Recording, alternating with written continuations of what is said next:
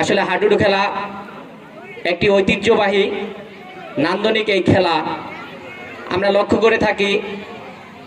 এই মুহূর্তে আমাদের বিভিন্ন আধুনিক সভ্যতা এবং প্রযুক্তির অগ্রগতির কারণে বিভিন্ন নতুন খেলা সামনে এগিয়ে যাওয়ার কারণে ঐতিহ্যবাহী এই নান্দনিক খেলাটি কিন্তু দিন দিন আমাদের মাঝ থেকে হারিয়ে যেতে চলছে।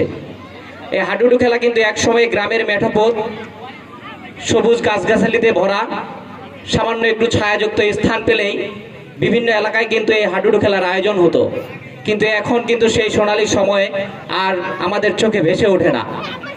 আজকে মাথাভাটা রাইজিং সান পাঠাগার যে উদ্যোগটি নিয়েছে, এই প্রাচীন এই নান্দনিক খেলাটি আবারও যে গণজাগরণ সৃষ্টি করতেছে, এর জন্য ধন্যবাদ জ্ঞাপন করছি মাথাভাটা রাইজিং সান পাঠাগারের সাথে সংশ্লিষ্ট সকল ব্যক্তিবর্গকে।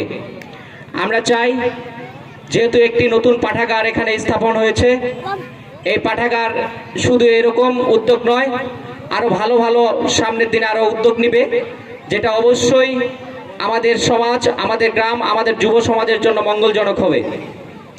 প্রাচীন এই নান্দনিক খেলাটির মধ্য দিয়ে আমাদের গ্রামের আশেপাশের গ্রামের মানুষদের মধ্যে যে উৎসাহ উদ্দীপনা দেখা যাচ্ছে তা নিঃসন্দেহে প্রশংসনীয়। আমরা চাই আজকের এই উদ্বোধনী খেলার মধ্য দিয়ে যে খেলার যাত্রা শুরু হচ্ছে, এই খেলাটি কোনো রকম কোনো বাধা বিঘ্নতায় না পড়ে এবং সর্বশেষ একটি জাঁকজমকপূর্ণ ফাইনালের মধ্য দিয়ে এই খেলাটির পরিসমাপ্তি ঘটে। আপনারা যারা দূর দূরান্ত থেকে আজকের এই খেলাতে উপভোগ করতে এসেছেন, তাদের সকলের কাছে একটাই প্রত্যাশা, আগামীর বাংলাদেশ আপনাদের সকলের সার্বিক প্রচেষ্টায় সুন্দর ও মানবিক বাংলাদেশ প্রতিষ্ঠিত হোক, এই প্রত্যাশা রেখে আমি আমার বক্তব্য শেষ করছি। ধন্যবাদ সকলকে। আসসালামু আলাইকুম।